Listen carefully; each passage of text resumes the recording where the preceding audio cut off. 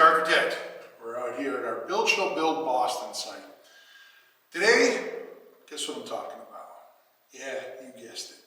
Clean basement versus the dirty basement, right? So these are terms that I use to help all of the subs understand what they can do and what they can't do, right? So clean basement, for instance, the room that I'm standing in that's being defined by these walls, this is the media room / recreation room. Ping pong table, pool table, big screen TV, etc., cool hangout couch, all of those things hanging out here.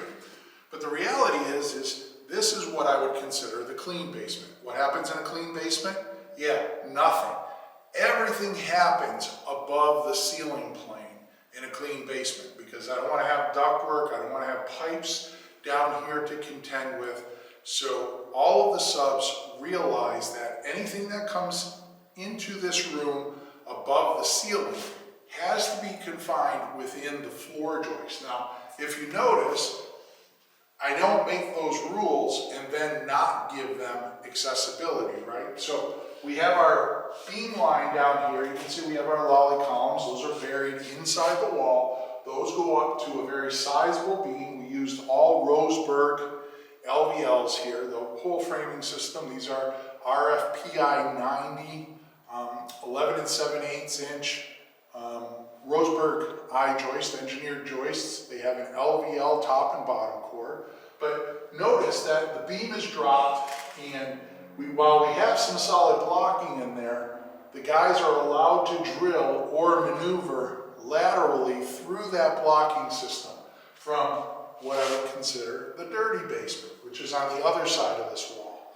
So this room just so happens to have dirty basement all the way down that side here on the front of the house. There's a little access connection here, and then all of this side here is also dirty basement. And we have a door here that takes us out there, and then the doorway that you're seeing over there is the one that goes up to the garage. But basically the dirty basement is the basement of old, right? You go down there, our air handling equipment is going to be down there, our Zender equipment is going to be down there. Chances are we're going to have ductwork hanging down below the floor joist. We're going to have a main trunk that runs all along that wall on the other side of this beam, all the way down in the dirty joist.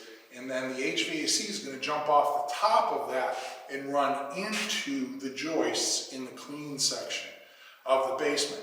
That gives us a nice clean look in here. Meanwhile, when I go into what I would consider the dirty basement there, we're going to see ductwork, we're going to see plumbing, we're going to see all of that happening there.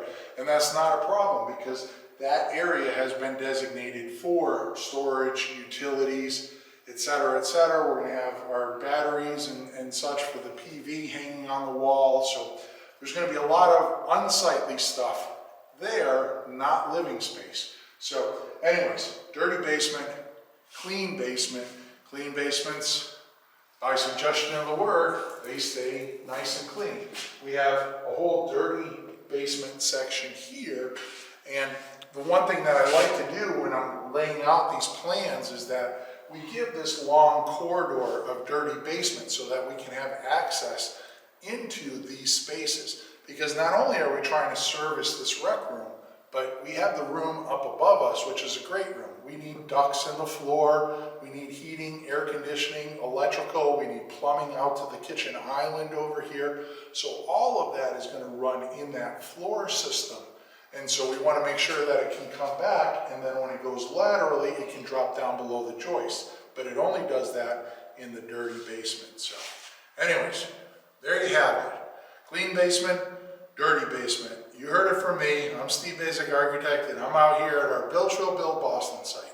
Until next time, long live our buildings.